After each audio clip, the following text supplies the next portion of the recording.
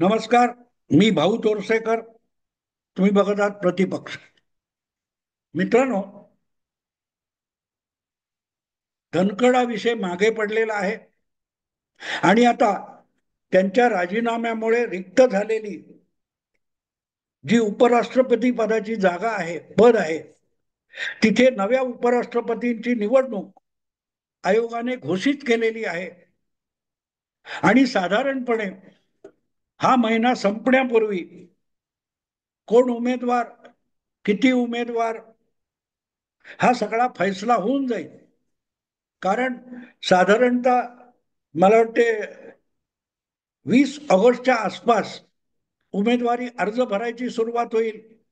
ती मुदत संपल्यानंतर भरलेल्या अर्जाची छाननी होईल आणि एकदा किती उमेदवार आहे ठरलं की त्या उमेदवारांना मागे घ्यायची मुदत सुद्धा दिली जाईल आणि 31 ऑक्टोबर पूर्वी निवडणूक होणार की नाही हे ठरून जाईल.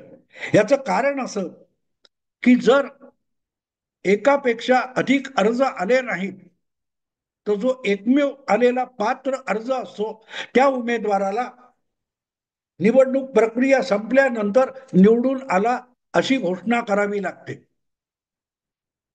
आणि म्हणूनच निवडणूक होणार की नाही हे सुद्धा ठरायचं आहे. कारण जी मतदारांची संख्या आहे ती बघितली तर सत्ताधारी एनडीए म्हणजे भाजप प्रणित जी आघाडी आहे त्यांनी जो उमेदवार ठरवला तो निवडून येणार ही काळ्या दगडावरची रेघ आहे. पण ती कागदावरची आहे. कागदावरची एवढ्यासाठी की जे मतदार आहेत त्या मतदारांनी आपल्या पक्षाच्या आदेशानुसार किंवा इच्छेनुसार मतदान केलं तर एनडीएच्या मतदारांची संख्या ही निर्विवादपणे 55 ते 60% इतकी आहे. त्यामुळे दुसऱ्या बाजूने कोणीही उमेदवार उभा केला तरी तो 40-42% पुढे जाणार नाही. आणि एनडीएचा उमेदवार जर 55-60% जाणार असेल तर एनडीएचा उमेदवारच निर्विवादपणे उपराष्ट्रपती बनणार यात शंका घेण्याचं कारण नाही. पण एक भाग असतो, ही निवडणूक ही मतदानाने होते आणि प्रत्येक मतदाराला आपलं मत गोपनीय राखण्याची मुभा असते. आता त्यातला मतदार कोण आहे तर राज्यसभा आणि लोकसभा या संसदेच्या दोनही सभागृहाचे जितके सदस्य आहेत राष्ट्रपतींनी नियुक्त केलेले जे खासदार असतात, म्हणजे आता तुम्हाला माहिती आहे ते मीनाक्षी जैन किंवा उज्ज्वल निकम यांना राष्ट्रपतींनी राज्यसभा सदस्य म्हणून नेमलं. या सदस्यांना अशा निवडणुकीत भाग घेता येत नाही. त्यामुळे ते राष्ट्रपती नियुक्त खासदार राज्यसभेचे वगळले तर उरलेले सगळे राज्यसभेचे सदस्य आणि लोकसभेचे सदस्य एकत्र केले की उपराष्ट्रपती पदाच्या निवडणुकीचा मतदारसंघ तयार होतो. आणि या दोघांची बेरीज आता केली तर ती साधारण 782 इतकी आहे. आणि 782 या खासदारांमध्ये भाजपकडे स्वतःचे 140 लोकसभेतले आहेत. 240 लोकसभेतले आहेत आणि जवळजवळ 100 हे राज्यसभेतले आहेत. म्हणजे 340 पेक्षा अधिक संसदेचे सदस्य भाजपकडे आहेत. किती पैकी? 782 पैकी. म्हणजे असं आपण समजू शकतो की भाजपचे एकट्याचे 340-42 सदस्य लोकसभा राज्यसभा मिळून आहेत आणि त्यामुळे ते वगळून उरलेले आपण काढले तर 440 होतात. 440 होतात. पण या 440 मध्ये तेलुगू देसम पक्षाचे खासदार आहेत. चंद्राबाबू नायडूंच्या, नितीश कुमारांच्या जदयूचे मला वाटते 14 का 15 खासदार आहेत. एकनाथ शिंदे यांच्या शिवसेनेचे 7 खासदार आहेत. अण्णा डीएमकेचे आहेत. असं सगळं गणित मांडलं आणि मग ते राज्यसभेतले आणि लोकसभेतले एकत्र केले तर साधारणपणे 422-23 पर्यंत एनडीएची खासदार संख्या आहे, दोन्ही सभागृह मिळून. आणि त्यामुळे एनडीएने एकदा उमेदवार ठरवला आणि त्याला निमूटपणे किंवा प्रामाणिकपणे निष्ठेने एनडीएच्या सगळ्या खासदारांनी मतदान केलं तर एनडीएने ठरवलेला जो कोणी उपराष्ट्रपती पदाचा उमेदवार असेल तो आरामात निवडून येणार यात शंका नाही. पण असं आहे म्हणून विरोधात असलेले जे पक्ष आहेत ज्याचं प्रामुख्याने नेतृत्व काँग्रेस करतं आणि त्यांची एक इंडी नावाची आघाडी आहे, इंडी गठबंधन आहे, त्यांनी निवडणूक लढवूच नये का? मला वाटतं लढवली पाहिजे. कारण लढवण्याचा हेतू असा असतो की निवडून आलाच पाहिजे असं नाही. यापूर्वी सुद्धा राष्ट्रपती पदासाठी पराभूत व्हायला काँग्रेसने उमेदवार उभे केलेले. यशवंत सिन्हा मला वाटते उभे राहिलेले होते. त्याच्या आधी मीरा कुमार यांना उभं केलेलं होतं. तेव्हा आता सुद्धा उपराष्ट्रपती पदाची निवडणूक भले पारडं जड एनडीएचं असेल तरी काँग्रेसनी लढवली पाहिजे. कारण अशा वेळेला सत्ताधारी पक्षाची अब्रू पणाला लागलेली असते. आता आपण कागदोपत्री बघितलं तर 322-23 पर्यंत, सॉरी 422-23 पर्यंत एनडीएची खासदार संख्या आहे. पण त्यांना त्यापेक्षा कमी म्हणजे समजा उपराष्ट्रपती एनडीएचा निवडून आला जो कोणी उमेदवार असेल तो आणि त्याला फक्त 400 मतं मिळाली तर ती एनडीएच्या आकड्यापेक्षा 20 खासदार हे एनडीएच्या विरोधात मतदान करतात किंवा मतदानाला जात नाहीत. हे एनडीए सरकारसाठी नाक कापल्यासारखं होईल. भले उमेदवार निवडून आला पण तुम्ही जेवढा आकडा दाखवता नेहमी तो आकडा निर्णायकरित्या मोदींच्या मागे, भाजपच्या मागे नाही असं म्हणण्याची मुभा काँग्रेसला मिळू शकते. आणि म्हणून ही बाब लक्षात घेण्यासारखी आहे की का निवडणूक लढवायची. निवडणूक ही फक्त जिंकण्यासाठी लढवायची नसते. मोदी जेवढं सभागृहामध्ये, संसदेमध्ये आपलं सामर्थ्य आहे, संख्याबळ आहे सांगतात तेवढं त्यांच्याकडे नाहीये हे सांगण्याची एक संधी म्हणून उपराष्ट्रपती पदाची निवडणूक ही इंडी अलायन्सने आणि काँग्रेसने लढवली पाहिजे. पण दुसरीही बाजू असते, दुसरी बाजू सुद्धा असते. अनेकदा असं होतं की ही निवडणूक लढवली जाईल, अगदी काँग्रेस आपला उमेदवार उभा करेल, पण जितके ठामपणे भाजपच्या विरोधातले पक्ष आणि त्यांचे खासदार मानले जातात त्यांची जी काय संख्या असेल, म्हणजे यांच्यापासूनही अलिप्त असलेले काही पक्ष असतील की जे एनडीए मध्ये पण नाहीत आणि इंडिया अलायन्स मध्ये पण नाहीत, समजा त्यांच्याकडे काय 15-20 खासदार हे दोन्ही पक्षांपासून अलिप्त असतील तर ते सुद्धा या निवडणुकीत भाग घेताना कदाचित इकडे किंवा कदाचित तिकडे मतदान करू शकतात. आणि म्हणून अशा वेळेला जर काँग्रेसच्या इंडी अलायन्समध्ये उद्धव ठाकरेंचे 9 खासदार आहेत, शरद पवारांचे 8 खासदार आहेत किंवा आणखीन तुमच्या अखिलेश यादवच्या पक्षाचे आहेत, आरजेडीचे 2-4 असतील, तर ह्या सगळ्यांची जी बेरीज होते ती जर साधारणतः 220-225 किंवा अशी काय असेल किंवा 280-240 जी काय आहे त्यापेक्षा जर इंडी अलायन्सच्या उमेदवाराला कमी मतं मिळाली तर तो राहुल गांधींचा नैतिक पराभव मानला जाऊ शकतो. जसा 422 पेक्षा कमी मतं एनडीएच्या उपराष्ट्रपती पदाच्या उमेदवाराला पडून तो जिंकला तरी मतं कमी झाली म्हणून नाचक्की म्हणायची, तशीच जे उघडपणे इंडी अलायन्सचे सदस्य मानले जातात अशी मतं इंडी अलायन्सच्या विरोधी उमेदवाराला मिळाली नाहीत तर त्यांचंही नाक कापलं जाऊ शकतं. आणि म्हणून ही बाब लक्षात घेण्यासारखी आहे. आणि एकदा ही सगळी गोष्ट समजून घेतलीत, ही सगळी पार्श्वभूमी समजून घेतलीत तर मग या संदर्भात काँग्रेसचे बुद्धिमान आमदार खासदार, त्रिवेंद्रमचे खासदार, माजी मंत्री शशी थरूर यांचं एक वक्तव्य अतिशय गंभीरपणे घ्यावं लागतं. शशी थरूर यांना जेव्हा हा प्रश्न विचारला गेला की काय वाटतं, उपराष्ट्रपती पदाची निवडणूक जाहीर झाली आहे, त्या निवडणुकीत काय होईल, तेव्हा त्यांनी अतिशय सावधपणे असं वक्तव्य केलं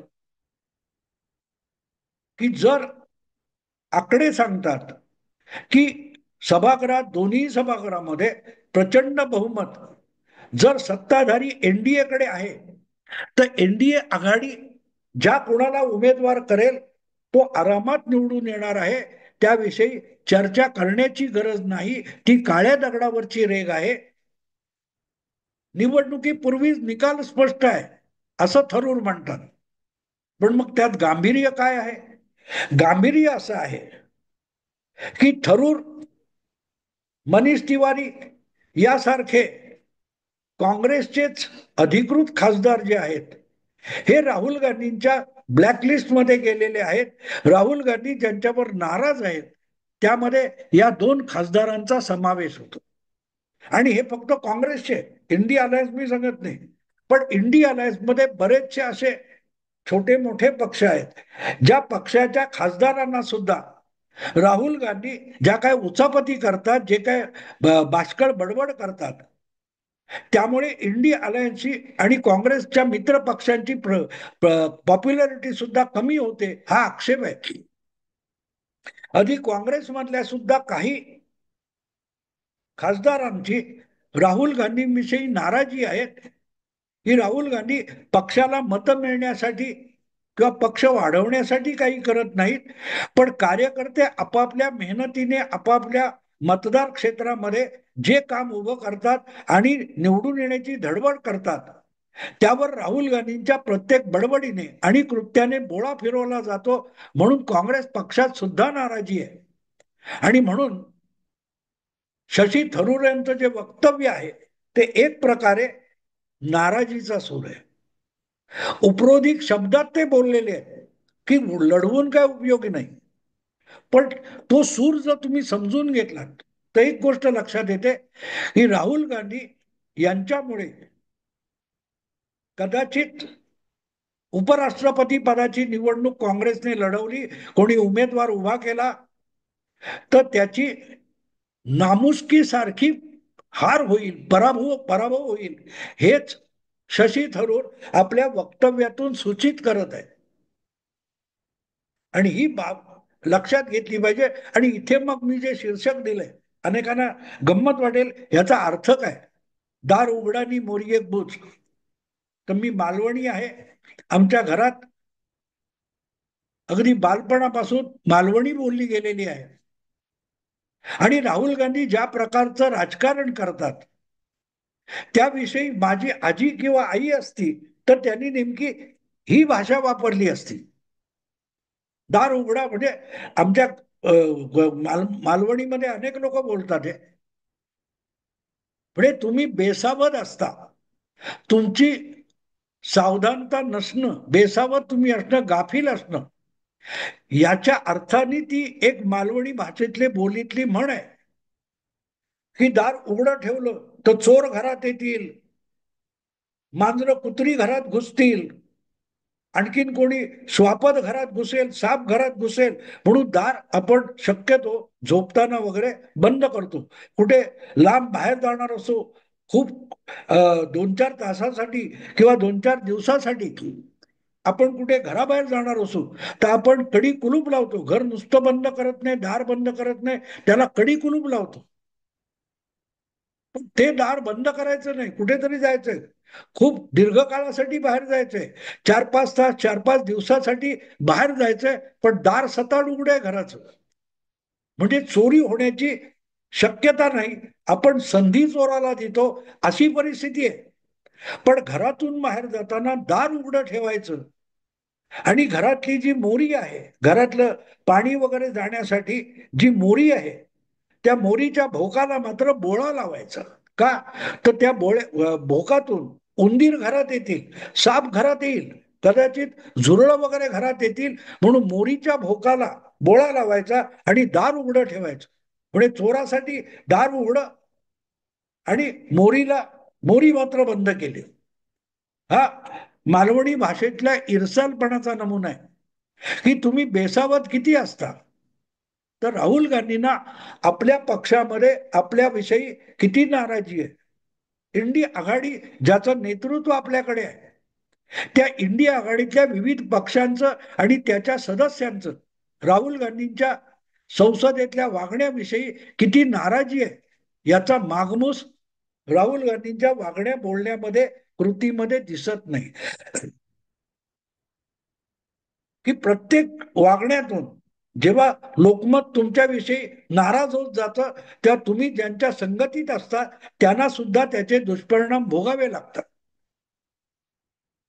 तुम्हाला आठवतं मित्रांनो, 2009च्या ज्या निवडणुका झाल्या त्यामध्ये शिवसेना आणि भाजप एकत्र होते, पण राज ठाकरे यांनी वेगळी चूल मांडली होती आणि मुंबई ठाणे परिसरामध्ये इव्हन नाशिकमध्ये मनसेला जी मतं पडली तो राग शिवसेनेवर होता, पण त्या शिवसेनेच्या रागाचा दुष्परिणाम मित्र पक्ष म्हणून भाजपला सुद्धा भोगावा लागला. तसं राहुल गांधी काँग्रेसचे नेते असले तरी सार्वजनिक निवडणुकांमध्ये, सार्वत्रिक निवडणुकांमध्ये ते ज्या ज्या पक्षांबरोबर असतात त्या पक्षांना सुद्धा राहुल गांधीवर लोकमत नाराज असेल तर त्याचे परिणाम भोगायला लागणार याची भीती सातत्याने निवडणुका लढवणाऱ्या एखाद्या खासदार किंवा संसद सदस्याला असते. आणि त्यामुळे राहुल गांधी जे काय मोकाट वागतात त्यामुळे इंडी अलायन्समध्ये नाराजी असेल तर त्याचा परिणाम या उपराष्ट्रपती पदाच्या निवडणुकीत दिसू शकतो. ज्यांना मनीष तिवारी किंवा शशी थरूर या स्वपक्षीय खासदारांना सुद्धा आवरता येत नाही, शिस्तीत ठेवता येत नाही, जे मोदींचं उघडपणे समर्थन करतात त्यांना संसदेत बोलू दिलं नाही तरी संसदेच्या बाहेर ते जे काय वागत बोलत असतात त्यातून एक गोष्ट साफ होते की राहुल गांधी काँग्रेस पक्षाचे आणि इंडी आघाडीचे सर्वोच्च नेता असले तरी त्यांचं एकूण राजकारण असं आहे की दार सताड उघड आहे, चोर चिलट कोणी येऊन घर लुटून नेलं तरी चालेल, पण भाजपच्या चुका कुठे आहेत, भाजपवर कुठे बोट ठेवता येईल, त्या मोरीच्या भोकाला बोळा लावण्यासाठी राहुल गांधी आपली सगळी एनर्जी, आपली सगळी ऊर्जा खर्ची घालत असतात. राहुल काय तो ऑपरेशन सिंदूर किंवा पाकिस्तान बरोबर झालेला संघर्ष याविषयी लोकसभेमध्ये जे काय थैमान राहुल गांधींनी केलं ते करण्यापेक्षा योग्य वेळी त्यांना शिष्टमंडळाचे सदस्य झालेल्या शशी थरूर, मनीष तिवारी, सलमान खुर्शीद यांना आवरता येत होतं ना, का आवरलं नाही. तिथे राहुल गांधी यांचं नेतृत्व किती पोकळ आहे. आत पोकळ बाहेर पोकळ डोंबाऱ्याचा वेळू जे आहे ना, खरंच मित्रांनो एक प्रकारे असं म्हणता येईल की काँग्रेसची अवस्था आज त्या गाण्यासारखी झालेली आहे. आत पोकळ बाहेर पोकळ डोंबाऱ्याचा वेळू, म्हातारपणी नवरा केला तो पण पोरं खेळू. काँग्रेस पक्षाचे अध्यक्ष मल्लिकार्जुन खरगे हे अक्षरशः म्हातार वयात आहेत, म्हातार वयात आहेत आणि त्यांना आत्ता काँग्रेसचा अध्यक्ष करून राहुल गांधी जो काय पोरखेळ करून त्यांच्याकडून घेतात त्याला ते गाणं अधिक लागू होतं. आत पोकळ बाहेर पोकळ डोंबाऱ्याचा वेळू. जे खरगे लोकसभेला आपल्या वडिलांची पिढीजात मतदारसंघामध्ये कर्नाटकात पराभूत झाले त्यांना आडमार्गाने राज्यसभेत आणायचं आणि तिथे परत विरोधी नेता करायचं आणि त्यांनाच परत पक्षाध्यक्ष करायचं. म्हणजे ज्याला जनता नाकारेल त्याला पक्षाध्यक्ष करणं, याला तर डोंबाऱ्याचा वेळू, पोकळ वेळू काय तो, आत पोकळ बाहेर पोकळ, डोंबाऱ्याचा वेळू. मल्लिकार्जुन खरगे हे त्याचं मूर्तिमंत रूप आहे. आणि तो वेळू राहुल गांधी पाहिजे तसा वाजवतात. म्हणजे म्हातारपणी मल्लिकार्जुन खरगेंना राहुल गांधींनी आपलं बालपणीचं खेळणं असावं तसं वापरायला सुरुवात केली. आणि सगळ्या पक्षाचा, सगळ्या राजकारणाचा आणि त्यांच्या बरोबर आलेल्या मित्र पक्षांच्या आघाडी राजकारणाचा सुद्धा राहुल गांधींनी पोरखेळू करून टाकलाय.